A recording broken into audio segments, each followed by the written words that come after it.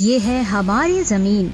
यहाँ पर हम इंसान अपनी जिंदगी गुजार रहे हैं, जिसके बाहर है अल्लाह की बनाई हुई अजीम कायनात, जिसमें ऐसे ऐसे राज छुपे हैं जिनके बारे में हम आज भी पूरी तरह से नहीं जान पाए। इतनी बड़ी कायनात में सबसे अहम चीज हमारी जमीन है, जिसके बारे में जाने बगैर साइंसदान रह ही नहीं पाते। इसलिए जमीन को अच्छी तरह से स्टडी करने के लिए और स्पेस में कई दूसरे एक्सपेरिमेंट्स करने के लिए कुछ स्पेशल किस्म के सैटेलाइट्स और स्पेस स्टेशंस भेजते हैं। ऐसा ही एक आइडिया कुछ साइंटिस्ट को 20वीं सदी में आया। इस साइंटिस्ट का नाम हरमन ऑबर्ट था।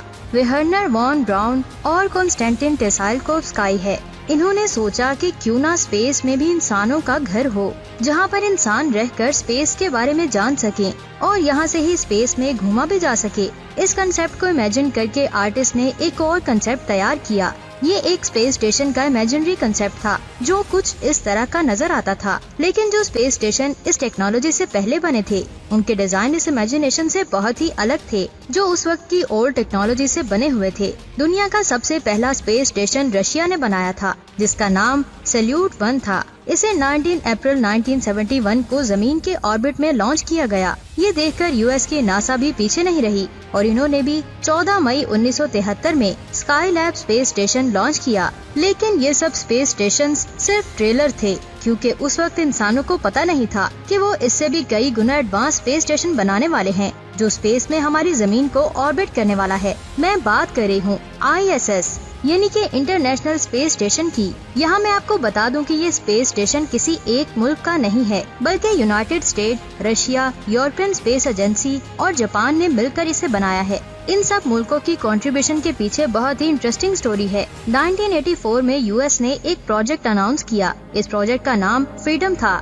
ये स्पेस स्टेशन कुछ ऐसा नजर आता था, लेकिन इस प्रोजेक्ट के मुकम्मल होने से पहले ही यूएस की कांग्रेस ने फंडिंग रोक दी, जिसकी वजह से इस प्रोजेक्ट पर काम करना बंद कर दिया गया। फिर 1993 के बाद जब नासा ने दूसरे मुल्कों के साथ मिलकर एक टीम बनाई और दोबारा से इस प्रोजेक्ट पर काम शुरू किया, जिसकी वजह से इसका नाम इंटरनेशनल स्पेस स्टेशन रखा गया, क्योंकि अब दूसरे मुमालिक ने इस प्रोजेक्ट में फंडिंग डाली थी। 5 साल के बाद स्पेस में इस अमेजिंग मास्टरपीस की कंस्ट्रक्शन का काम शुरू कर दिया गया, जिसको कंप्लीट करने में 10 साल लग गए, जो बहुत ज्यादा टाइम था। 10 साल की कड़ी मेहनत के बाद ये रहा दुनिया का सबसे एडवांस इंटरनेशनल स्पेस स्टेशन। ये देखने में कितना छोटा लग रहा है ना, लेकिन इसकी लंबाई बहुत बड़े फुटबॉल ग्राउंड जितनी है और ये जमीन की सतह से करीब 250 किलोमीटर ऊंचा है, जिसे लो अर्थ ऑर्बिट कहते हैं। इस स्पेस स्टेशन में एक ही टाइम में 6 एस्ट्रोनॉट्स रहते हैं, जो 6 माह स्पेस स्टेशन में रहने के बाद 1 बाय 1 वापस जमीन पर आते हैं। इसके बाद दूसरे एस्ट्रोनॉट्स को 1 बाय 1 एक रोटेशन में भेजा जाता है। इंटरनेशनल स्पेस स्टेशन बहुत सारे डीअटैचेबल पार्ट का बना हुआ है, जिसे मॉड्यूल्स कहते हैं, क्योंकि बहुत सारी कंट्रीज ने इसमें फंडिंग्स की हैं, जिसकी वजह से सब कंट्रीज के अपने मॉड्यूल्स हैं, जिनमें सिर्फ उसी कंट्री के लोग जा सकते हैं जिन्होंने उस मॉड्यूल को बनाया है। इस स्पेस स्टेशन में रिसर्च लैब भी है, जिसमें एस्ट्रोनॉट्स और साइंटिस्ट स्पेस के रिलेटेड एक्सपेरिमेंट्स करते हैं। एस्ट्रोनॉट्स के रहने के लिए क्वार्टर्स बिल्कुल अलग हैं, जो कैप्सूल की तरह दिखाई देते हैं। इन्हें प्रेशराइज्ड चैम्बर्स कहा जाता है। यहाँ पर एस्ट्रोनॉट्स विदाउट स्पेस सूट रह सकते हैं, क्योंकि ये एरिया प्रेशराइज्ड होता है, जिसकी वजह से यहाँ पर एस्ट्रोनॉट्स सोते हैं, काम करते हैं और यहाँ पर ही खाते पीते हैं। ये चैम्बर स्पेस स्टेशन के सेंटर में है। इसे 2 सेगमेंट्स में डिवाइड किया गया है। एक रशियन मॉड्यूल, ये पूरा मॉड्यूल रशिया का है, और दूसरा है अमेरिकन ऑर्बिटल सेगमेंट। ये मॉड्यूल अमेरिका का है, जिसमें जापान, यूरोपियन स्पेस एजेंसी और कनाडा के भी गिने चुने क्वार्टर्स हैं। इन्हें आप उनके पर्सनल मॉड्यूल भी कह सकते हैं। रशिया हमेशा से ही एक्स्ट्रा प्राइवेसी चाहता है, जिसकी वजह से उनका सेगमेंट अलग है। ये सारे मॉड्यूल्स अलग अलग कंट्रीज में उनकी कस्टमाइजेशन के मुताबिक बनाए गए हैं। इसके बाद इन्हें लॉन्च करके स्पेस में ही फिट किया गया था।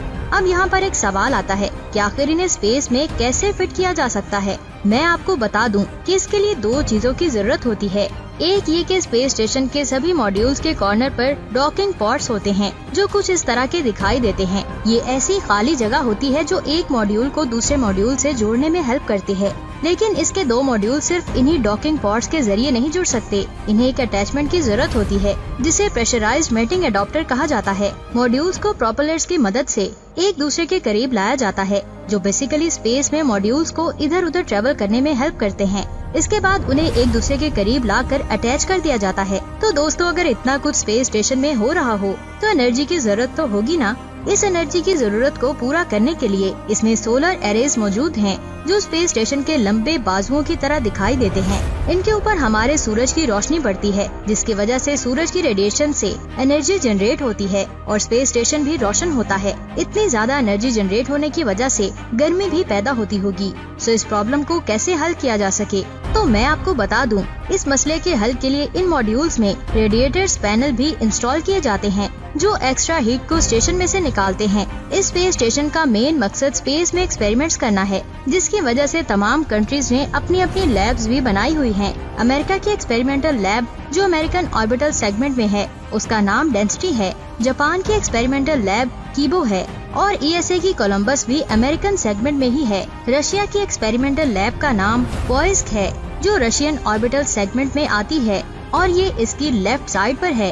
ये सभी एक स्ट्रॉन्ग स्ट्रक्चर की मदद से एक दूसरे से अटैच्ड हैं, जिसे आप स्पेस स्टेशन की रीढ़ की हड्डी भी कह सकते हैं। टेक्निकल लैंग्वेज में इसे ट्रस्ट कहा जाता है। अगर एस्ट्रोनॉट्स को बाहर स्पेस की सैर करने के लिए जाना होता है, तो इसके लिए मेन एग्जिट डोर पर US का कोएज्ड एयर लॉक लगाना पड़ता है। रशियन एयर लॉक में तो किसी भी विजिटिंग स्पेस क्राफ्ट को भी डॉक किया जा सकता है, जहां से न्यू एस्ट्रोनॉट्स अंदर आ सके। लेकिन छोटे मोटे कामों के लिए एस्ट्रोनॉट्स को बाहर निकलने की जरूरत नहीं होती। लेकिन यहाँ पर कनाडा का शुक्रिया अदा किया जाए। इसमें जगह जगह एक रोबोटिक बाजू, जिसे कैनाडाम कहा जाता है। ये कैनाडाम बिल्कुल बाजू की तरह काम करता है। अंदर बैठे एस्ट्रोनॉट्स इन्हें यूज करके मरम्मत का काम कर सकते हैं और स्पेस स्टेशन से बाहर भी जा सकते हैं।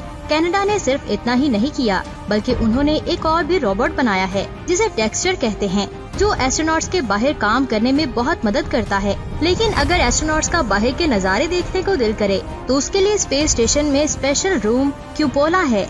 इस रूम में 7 विंडोज हैं। इनके ऊपर एक शटर भी है, जो इन्हें सूरज की रोशनी से महफूज रखता है। तो दोस्तों, ये था इंटरनेशनल स्पेस स्टेशन, जो कुछ इस तरह काम करता है। आप सिर्फ इमेजिन करें कि एक फुटबॉल ग्राउंड जितनी बड़ी चीज, जिसमें इंसान 2001 से रह रहे हैं, जिसकी वजह से स्पेस रिसर्च में हमें बहुत ही मदद हासिल हो रही है।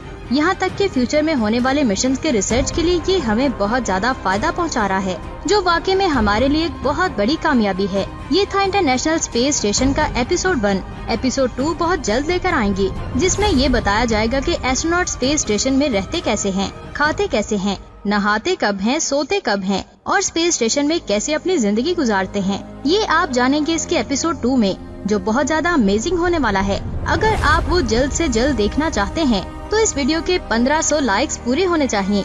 अगर 1500 लाइक्स कंप्लीट हो गए, तो वो एपिसोड जल्दी ही आ जाएगा। तो देखने के लिए चैनल को सब्सक्राइब करके बेल आइकन को प्रेस करें। अपना ख्याल रखें। खुदा हाफिज।